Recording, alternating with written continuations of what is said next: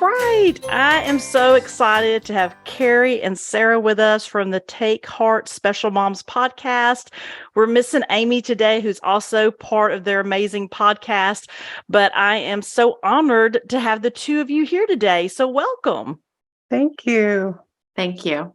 And I just want to say at the very beginning, congratulations. I see you're in season 3, and I absolutely love I guess you call your tagline for your podcast, which is, and really your core beliefs as well as hope and joy and connection through authenticity. I heard y'all say on one of the podcasts I listened to, and I just love that because as a mom who's there, we're all there together.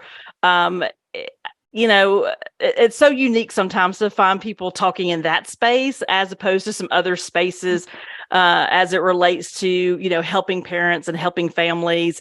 And I love that you talk from that perspective because I'm very similar that way. I want to provide hope.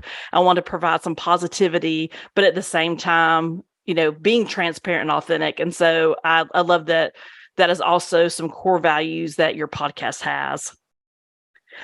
Before we get started, though, I'd love to hear, and I don't know, Carrie, Sara, I guess we can try to figure out here who's going to go when. What brought you personally to the Take Heart Special Moms? I mean, how did you get to a point where you decided, I want to be part of this podcast. I want to talk publicly because, right, that's a whole different ballgame, right? Talk publicly about what's going on in my family, but also reach out to help moms. So, Carrie, do you mind going first and telling us kind of a little bit about, because I think it helps us get to know you, right? Like kind of what brought you to this world, and tell us a little bit about what brought you to the podcast that you have. So I was brought into the world of special needs when my third son was prenatally diagnosed with spina bifida and hydrocephalus.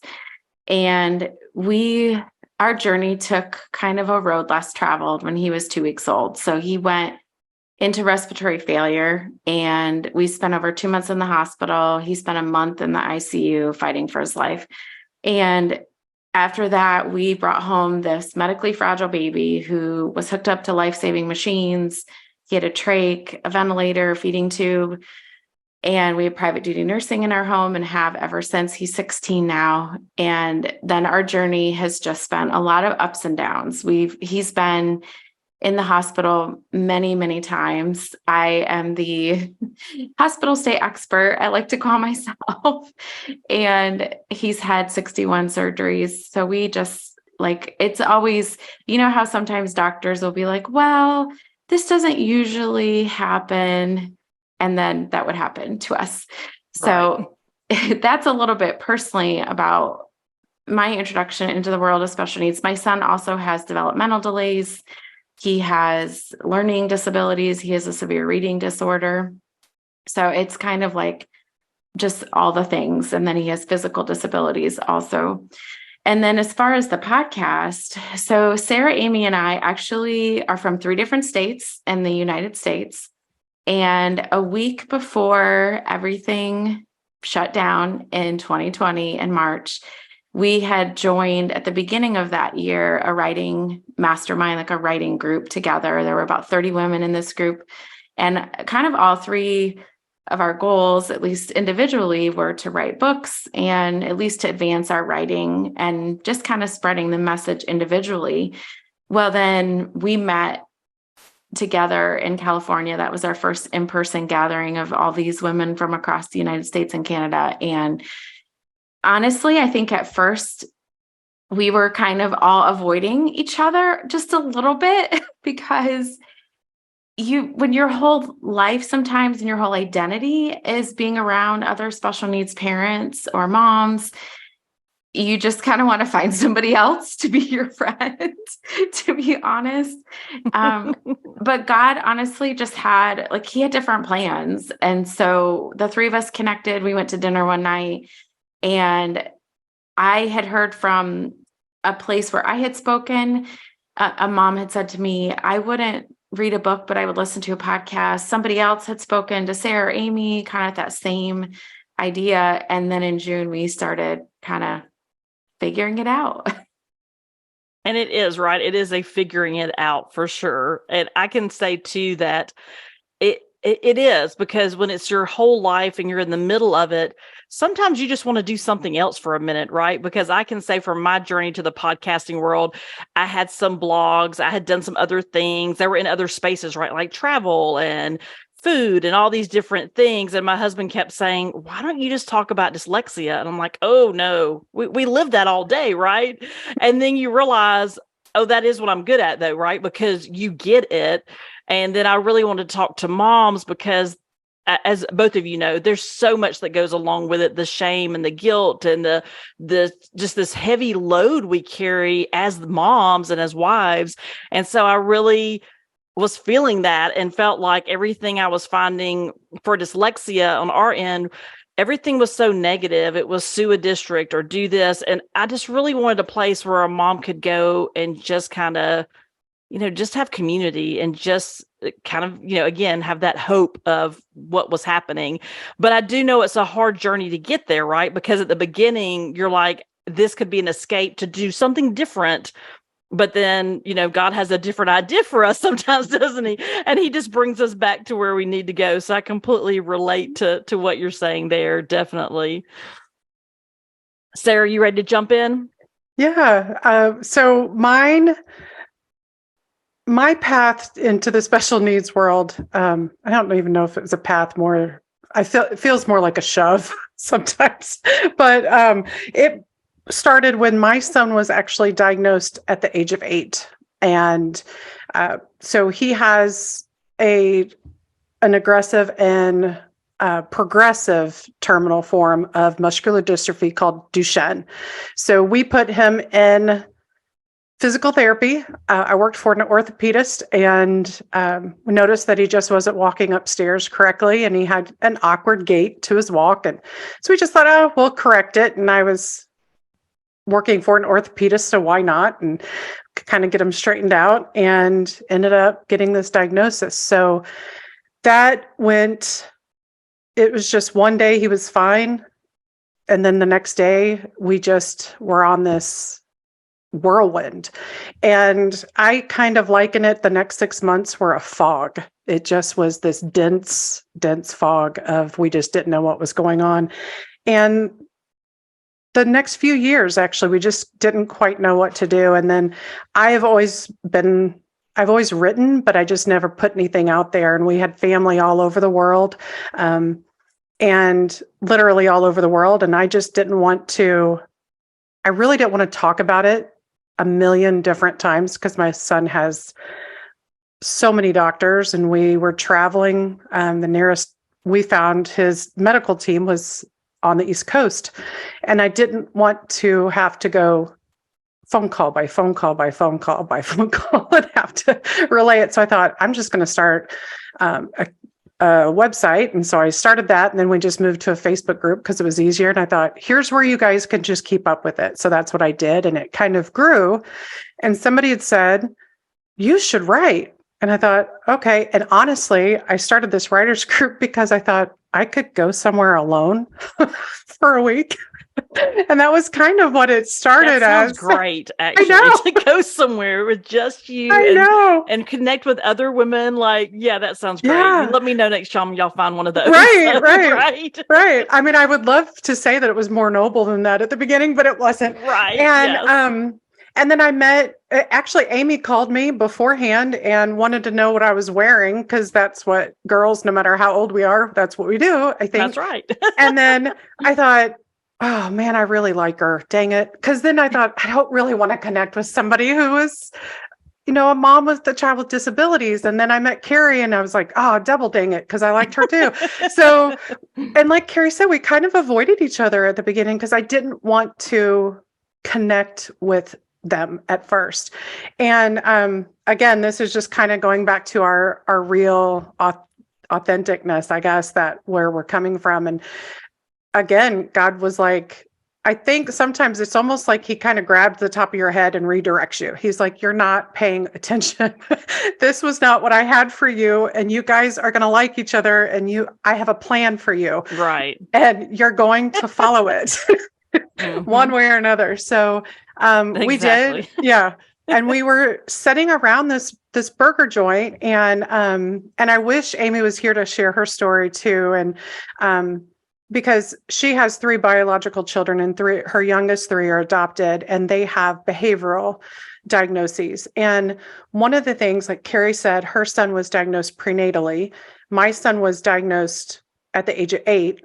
And I've said it before on other podcasts and in articles that I was so angry whenever I got that diagnosis, because for 8 years, I thought I was handed this baby boy and they were like, "Oh, Mom, here's your healthy baby boy." And I thought, "You liars."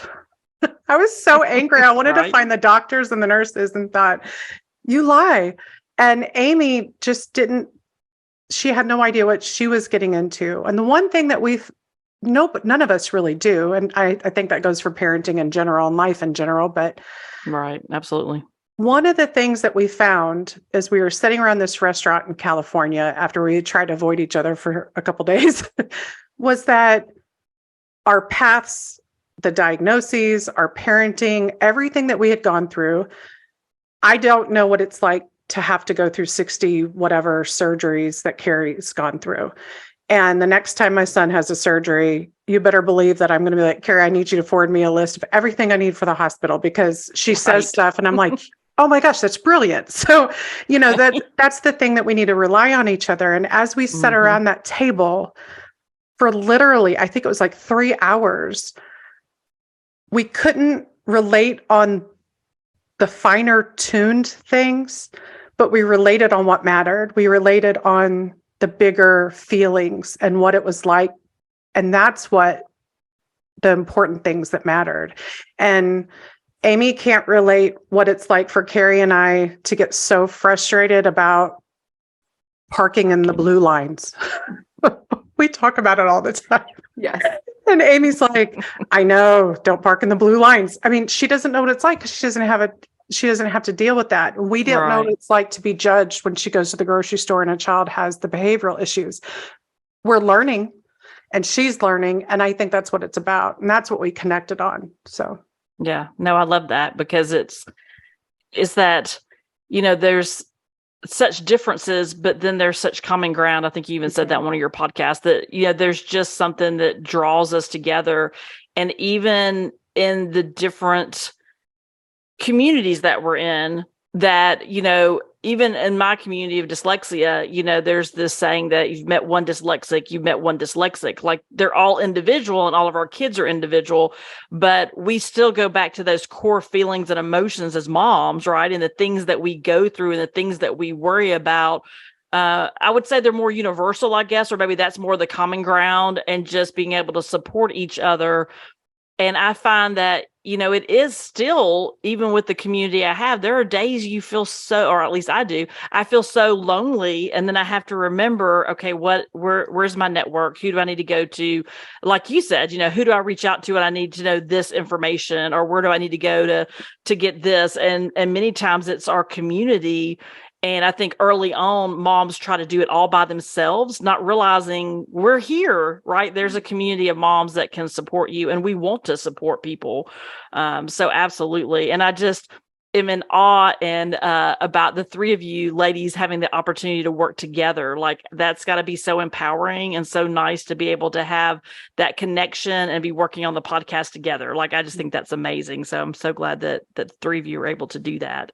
I did notice when I was listening back at several of your podcasts, one of the things I absolutely love, so I'm going to plug it because I'd love for people to go listen. One is that episode 100, the 3 of you talk about kind of what brought you together and kind of how the podcast started. We didn't have time today to dig into all that, but I would love if people are interested to go hear your story of how you came together, because I really thought that was fascinating as well. And 2, I think because you, like you just said, the 3 of you went into that really kind of, like you said, just kind of avoiding each other, because you wanted to just find, like, sometimes I'm like, can I just have a regular mom? Like, can I just have a quote, regular somebody to talk to, where the focus is not always on, what fire we're putting out today. Right. And then I realized that that's the beauty of it. Right. But along the way, though, you realize that, no, this is where I need to be. And this is where God's leading me. I say all that to say, though, that I love on your podcast that y'all have decided to do themes for different months. I absolutely love that. And two of my favorite ones I want to plug is I love the one in November that's about rest, because I love to talk about rest and how to recharge. And I just think that's so important as a mom, because that's the last thing we think about, right? And the other one I want to plug that I thought was really good, and I may have to figure out some way to replicate that on my podcast, was this last month in March when you had a series on therapy and counseling. And I just had this conversation the other day with a good friend of mine that was just, she's like, I can't do it anymore. Like, I am just done. Like, I can't, like, I can't. And I was like, you need to find someone to talk to. Like, I can't, like, I can be your person, but you need more help. Like, you need more help.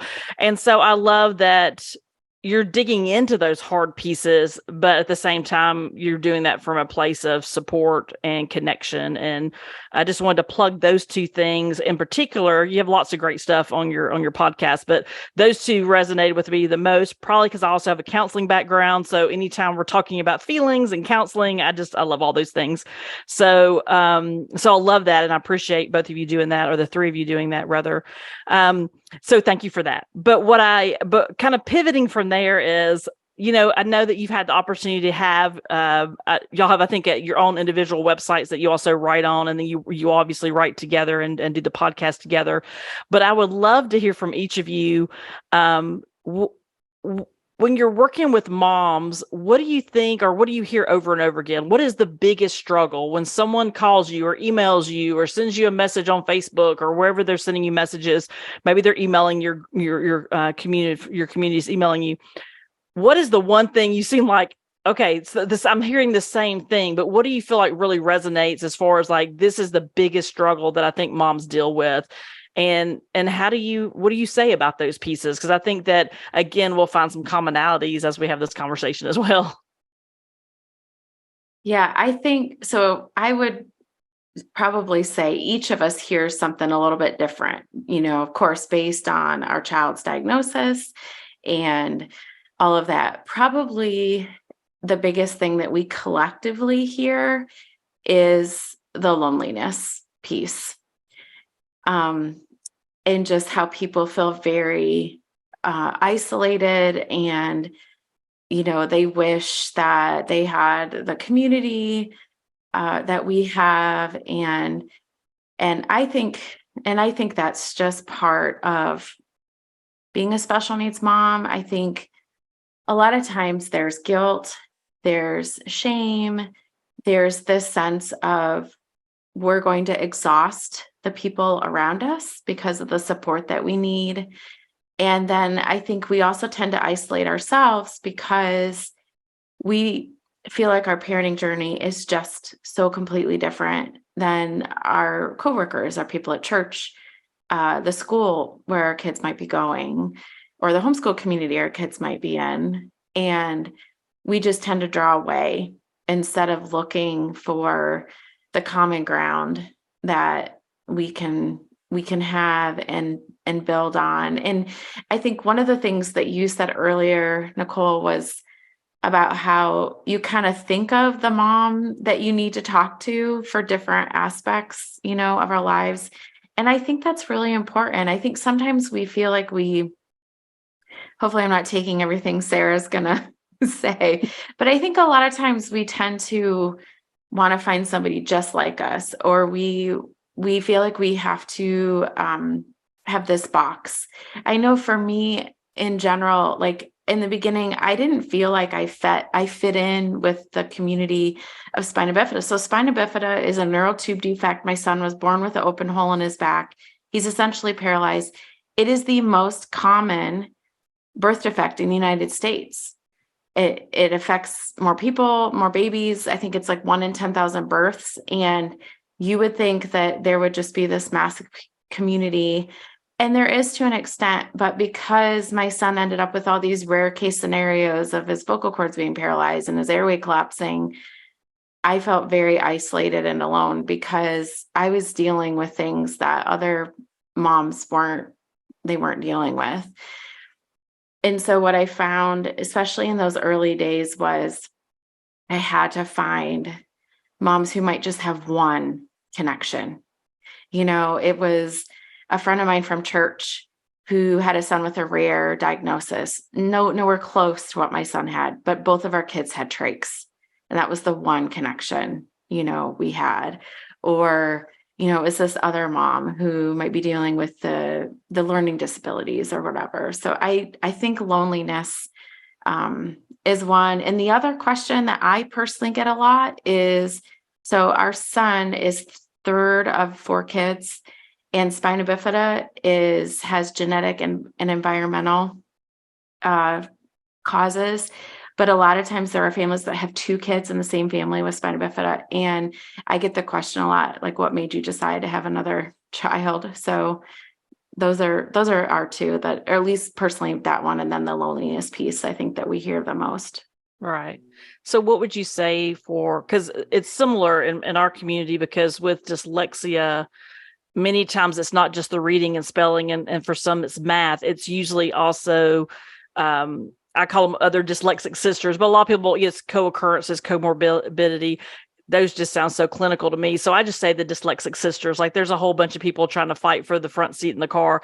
And it might be ADHD. It might be anxiety, depression. It could be dysgraphia. It could be other pieces. And so I think you're right there, right? Like, when we're talking about these pieces, that not one mom is going to be exactly like you and fit the box of everything you're experiencing with your child, but finding those pieces of who can relate. And sometimes, like you said, it almost too gives you the feeling of, at least I'm not exhausting that one person, right? Like, I can call that person and go, okay, so how are you dealing with this particular situation?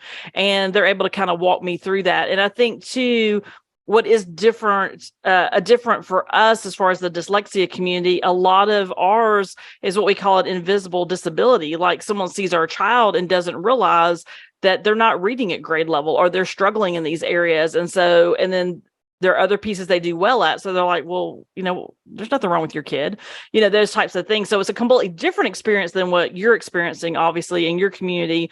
So I guess my follow-up question before we move on is that, so for the moms that do say, I just completely feel isolated, or some of the advice you're giving them is to find that connection with other people. Like, you may find a mom that's dealing with, like you were saying, that one particular piece of the puzzle, and going to that person, which is good too, right? Because that person then has someone they can talk to, and you're able to give advice and lean on each other. Hey, I tried this and it worked, or hey, I've got this doctor referral, and things of that nature. So are those some of the things that you feel like have helped your community, as far as kind of, there's no easy answer here, right? Because there's even periods of time now, years later, we're in middle school now at our house, and there's still pieces that we run into, because I think even Sara said earlier, like, just parenting, every stage is different, regardless of the other pieces we're dealing with, right? And so, as I think through that, I was just kind of curious as to, and I think you answered this, but I just kind of wanted to make sure I'm understanding it correctly, is, how do you feel like we can best, as moms helping our communities, work through that loneliness piece? Or is that just part of the journey, perhaps? I think, first of all, I know, just asking God to give us good friends, I think that's a really important piece of it. And I think also, just finding that one thing that you can connect with. And sometimes I think it's laying down some of those expectations too, right? Like, this person isn't going to meet all of our needs. They're not going to understand completely where I'm coming from at all times. But just being willing to reach out. I think a lot of times too, sorry, and Sara, I'm talking so much, so if you need to say something, jump in, is a lot of times I totally lost my train of thought. You're going to have to edit this part out. Hold on. No problem. I think what you were saying too is, like, when we think about, like, there might not be one person that meets all of our needs. That's kind of, I think, where you were going. And it's helpful to know, like, who can I kind of go to? But at the same time, you're still trying to figure it out too, right? Like, every day almost is a new day, right? Yeah. Trying to figure out and getting through the struggles. And as we hit these different life stages, with ourselves and with our kids, then there's just something new that we're working through. Right. But yeah, I think you're right. As far as just finding, more, I just think it's so important to have more of a community, right? And then it just kind of, comes around you and just, it cares for you. And, and then us being that for other people's community, but that can be tiring too, right? It definitely can, but and I think it's definitely worth the work. Yeah. I think too, it's being willing to share our stories. I think that's one part of it, is that we feel maybe shame or guilt, whether our child has an invisible disability, or we feel like maybe we caused our child's, genetic disorder diagnosis. And I think we tend to draw inside instead of being willing to give out. And I'm not saying like that you're just always giving, but just that you're willing to kind of open up and say, hey, this is my vulnerable story. There, right? Like exactly. you gotta because at the beginning you're trying to, establish that trust, but also, being vulnerable with other people is not always easy. It's not. It really is not. No. So Sara, jump in here because we want to hear from you as well. And Carrie, you jump back in too as you need to. But Sara, tell me a little bit about what is some of the biggest struggles you're hearing from the community of moms that you talk with. And it can be within the podcast, or it can just be individuals that reach out that say, I don't know how you're dealing with this. Can you help me out? Like, what are some things you're hearing, and what are some pieces? Because I although all of us are different as far as our kiddos, I still hear the commonalities, and I think that's so helpful. So, I think, well, one of the things that I have heard lately which is so fascinating to me, and it's actually something that I think that Amy's heard a lot too. And I don't want to put words in her mouth that since she's not here, but obviously I'm going to, because she's not here, is that there's some moms of children who have behavioral issues, some invisible disabilities, that are saying, I didn't know I was a mom of children with disabilities. I didn't know I had the right to claim that title. And I think that that's important. I think that there is so much competition.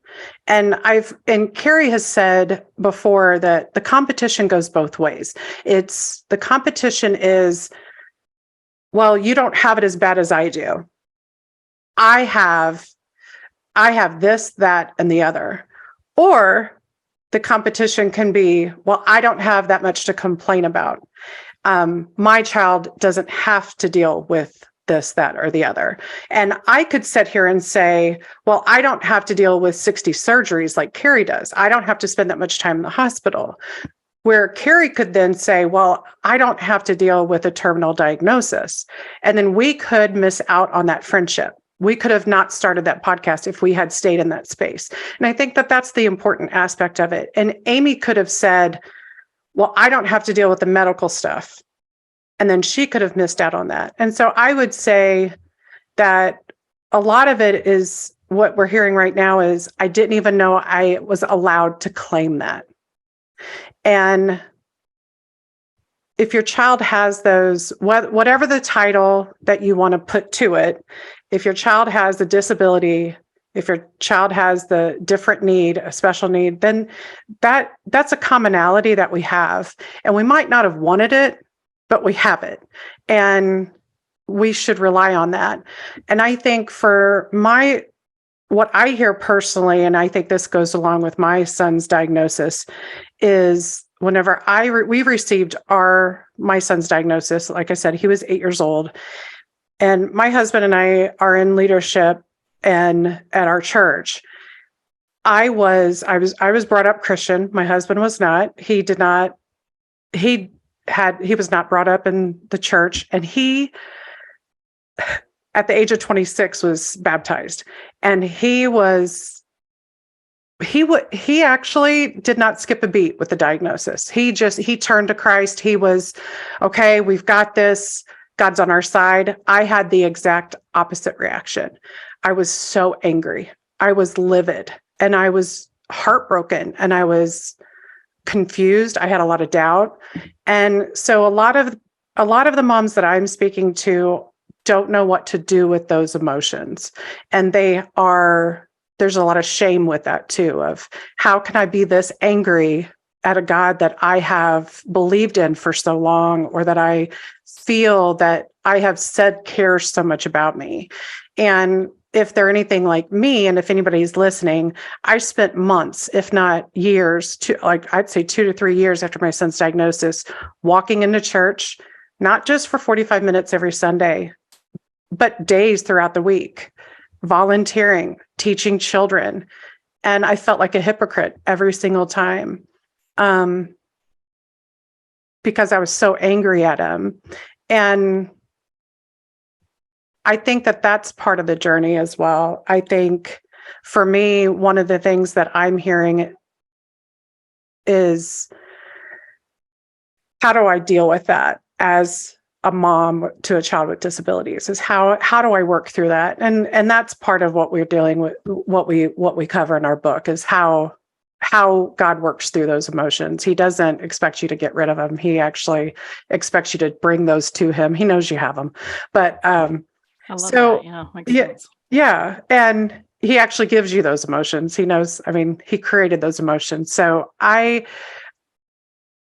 that's part of what I hear. And maybe that's because I'm very vocal with that. I carried a lot of shame with that for a long time, and a lot of the struggles that I had with depression after that. And that's part of the reason why I speak out so much about it, is because you can't carry that alone with those emotions. So yeah, absolutely. Thank you for sharing that. Mm-hmm. And it's hard too, because at the same time you're questioning why me. At the same time, you have such unconditional love for your child, right? And so it's a whole nother, group of emotions that comes in there. And so, yeah, absolutely. Well, I love that you mentioned the book. So the book is The Other Side of Special: Navigating the Messy, Joy-Filled Life of a Special Needs Mom. I have to say, it caught my attention. I just, even the title, it is long, but I think it's like, I haven't read the book yet, but it seems so spot on there is this navigating this messiness of everything we're dealing with, which we could talk about for hours. And then there's this whole other piece. And I talk about this a good bit on my podcast, because I don't want moms to get stuck in this is horrible, the sky's falling. Okay, feel that way for an hour, and then we got to process all that, because you're going to miss enjoying your child if you get stuck in that place. And so, we talk about that as well. But this is what I love that you have on the book. I guess I would say the cover. This is what you say about the book when people go to your website. So y'all have a launch team for the book launch team, and I love that. So I'm going to put all that information in the show notes. So if anybody wants to be part of that's listening, the book is going to be released on March. Oh my goodness, that was last month, May the 9th, and I'm super excited for that. And in the meantime, there's a lot of great opportunities to be part of the launch team. Any mom can do that. So if you're listening, you are applicable to jump in and learn more information. And we can talk a little bit about that in a minute. But I love that you say there are no quick fixes or simple solutions. I think sometimes we just want a quick fix, right? Like, can someone just tell me how to make this better? And when we're navigating through this life of being a special needs mom and raising these amazing kiddos, there is no simple about it. So I love that you just say that head on.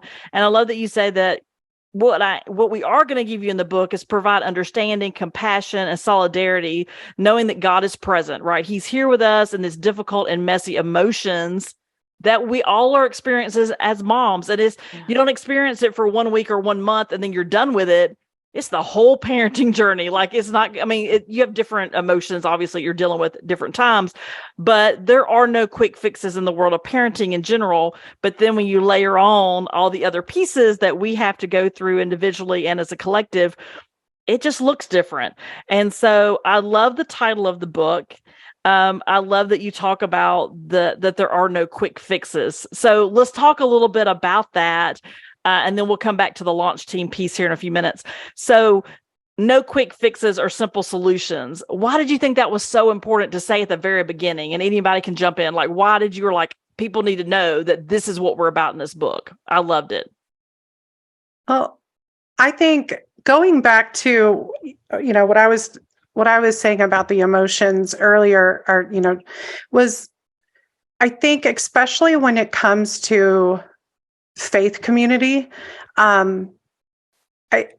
I think there's an expectation that, and actually Carrie speaks to grief a lot, and she speaks well to this, and so she'll probably speak to this in a minute, but it's almost like you have a short window to be sad. If you are a good Christian girl, at least that's how I have felt. Good Christian women, let's not be sad. Your children are miracles in progress. And we feel like we have this expectation, if we are mothers to children with disabilities, whether they're visible or not, we are inspirations. And we talk about this on our podcast all the time. I'm not an inspiration.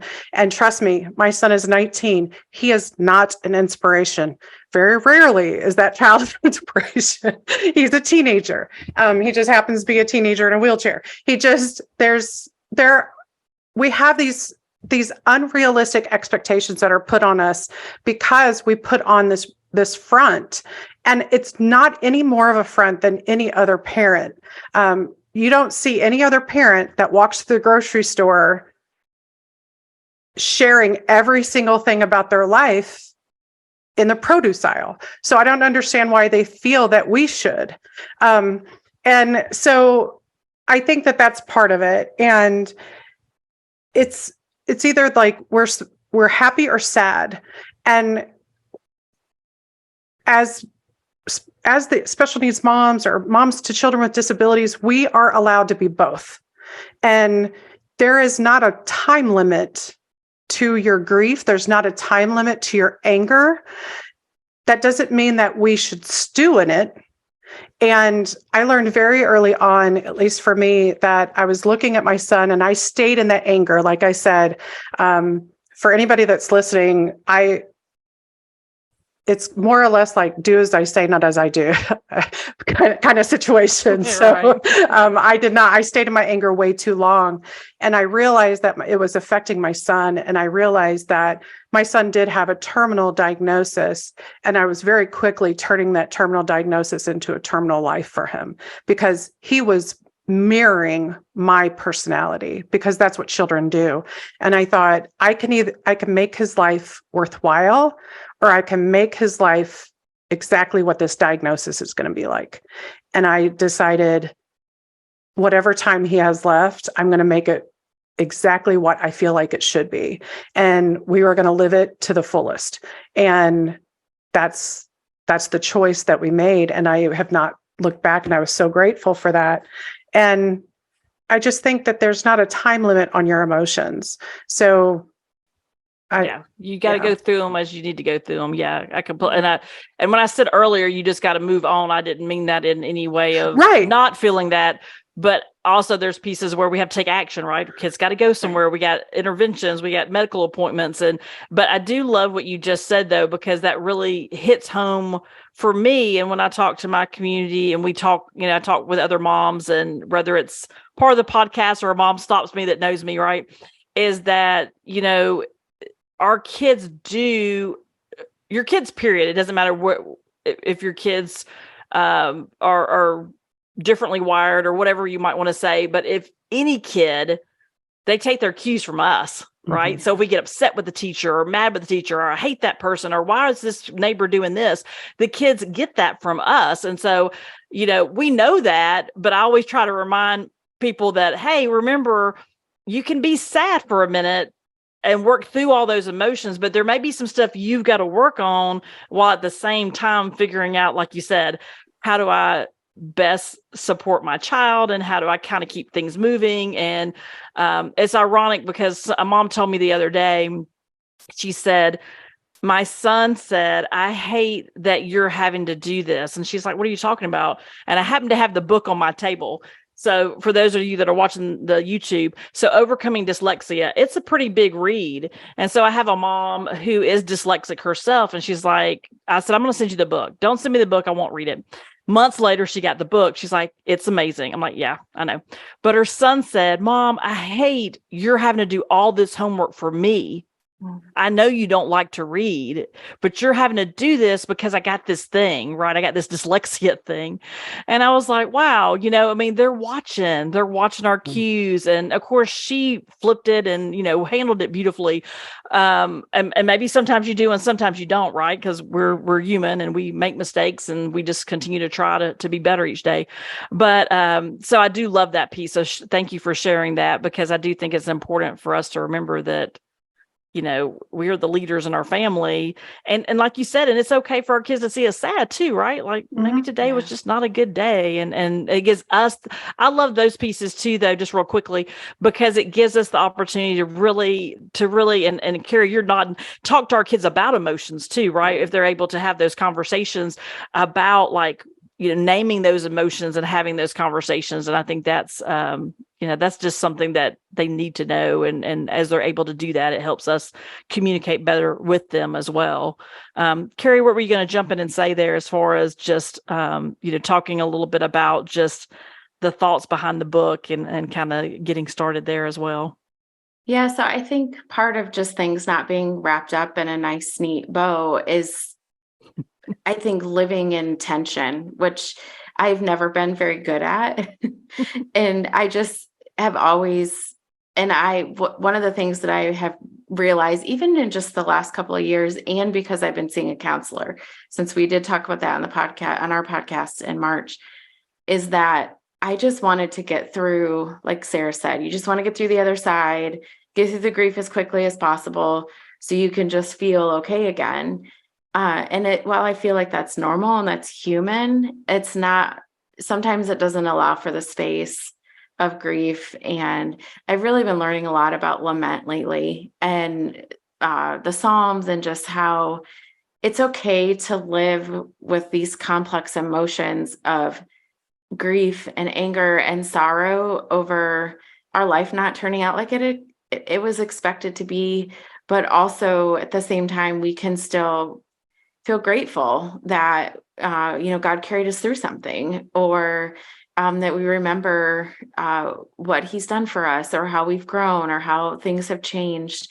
And I know for me personally, when you were talking about talking to your kids about the emotions, my son is, verbally appropriate for his age. And one of the things that we're walking through with him is just him processing his own grief and the realization that he's different and he can't run around and play basketball like his brothers. And how do I walk through that for him? And I'm trying to do my best to model that, sometimes there are days it's okay not to be okay. And I don't just have to fix it for him. I can let him be grieving and sorrowful, and we can take those emotions and complex pain to God and ask him to help us with it. Because I think we're just constantly living in that tension and somewhere in that grief cycle as moms of kids with special needs.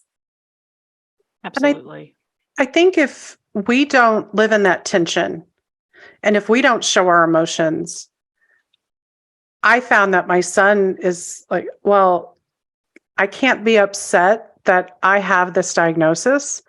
So he gets confused. And then his brother doesn't know how to handle those emotions as well. And he's like, well, why can't we are on vacation? Why can't we rent bikes and ride around? We went to Washington, D.C. and he wanted to rent bikes. And I'm like, well, we all can't rent bikes. And he was angry about that. And he had a right to be angry. And then he felt guilty because he was like, well, that's not fair. And I'm like, well, okay, it's okay to feel guilty, but don't stay in that guilt. And so when my boys were younger, I said, okay, so all of these negative emotions are emotions that we put on a shelf. So we don't put them behind a closed locked cabinet because then we can't see them.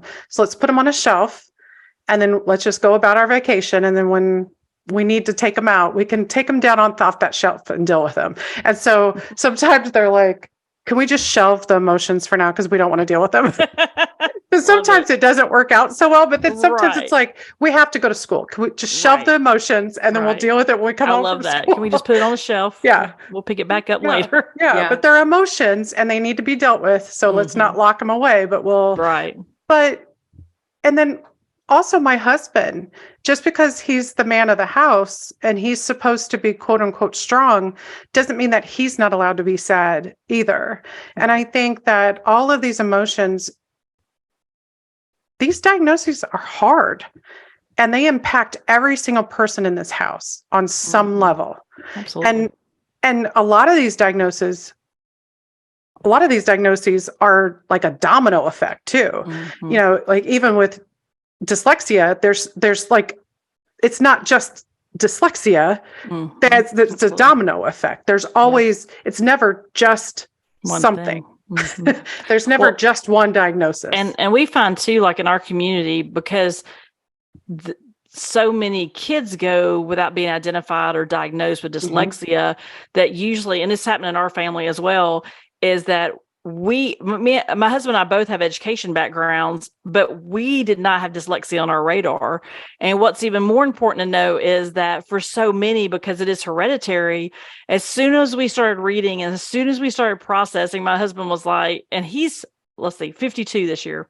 And he's like, oh, that's so me. Oh, that's why I do that. You know, and so then I'm processing what's going on with me. I'm processing what's going on with him. I'm processing what's going on with my daughter. And it is, right? Because for so many, especially in my generation, we would not have been identified or diagnosed. We were just a slow reader, or we were C students, and, you know, you just did the best you could. But now that we know, and then we start reading, right, and really learning what it means and how our brain works differently and why we have executive functioning pieces and we can't keep our, you know, our day planner organized or whatever. It's just like, okay, now it makes sense. And so then and then too, the whole guilt of, oh, well, I gave this to them, right? Like it's hereditary. So yeah, there's just a lot to unpack, I guess. Yeah. Yeah. Easiest way to say that. Like, Carrie's, you know, it's never just spina bifida, or it's never just Duchenne, or it's never just whatever that diagnosis is. It's never just that. Absolutely. There's always a domino effect. There's always trickle down effect. And so. And I love that you said that too, because it's not just with and you're right. Almost every time there's always something else, right? That doesn't just come by itself. Like, you know, just pops up at the house. No, there's other things. But I love what you said too about it also hits the family dynamic, right? Like it's everybody. My mother lives with us, and many times she has to ask questions. She's 80 and she's like, I don't understand some of this. And so I'll make some comment and she'll be like, well, I don't know what that means. Like, can you explain to me what that means? And so then I'm talking to her, but trying to make sure she understands and let her ask questions. And so it's just, it impacts everybody, that you're trying to make sure that whatever they need to understand, that you're able to provide. And in the early days, you're not really even sure. Hold on, can we put a pin in that or put that on the shelf? Because I'm not sure yet. I'm going to have to come back to you when I figure it out. We shelve a lot. We shelve a lot. We're going to have a lot of bookshelves here at our house here shortly. Absolutely. All right. Well, I know we need to wrap up time, but I do want to ask one final question, which is, what if you have an absolute something from, hold on, let me think how I want to ask this.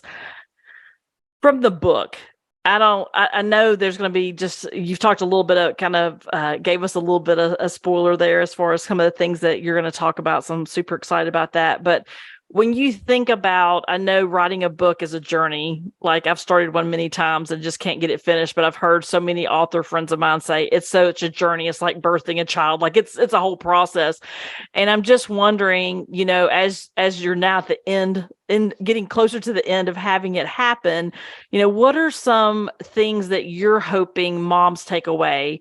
Like, what are you hoping that a mom will gain from reading your book? Or maybe you have a special chapter or topic that's near and dear to you that you're like, this is what she needs to know.